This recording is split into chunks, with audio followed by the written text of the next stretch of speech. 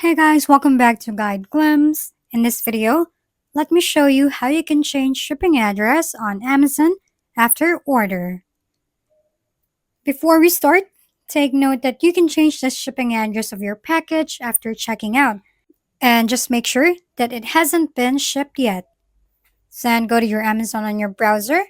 If you're using a phone, make sure to log in to your Amazon on your Chrome browser and set it to desktop. After that, locate Account and List at the top part of your screen. Then on the drop-down, go to your orders right here. Head to the right, and you can see View or Edit Order. You can now see your order details and delivery address. Then on your address, click the Change button below. You can choose an address on your address book, or you can add a new address. Just fill out your address information right here, and you're done.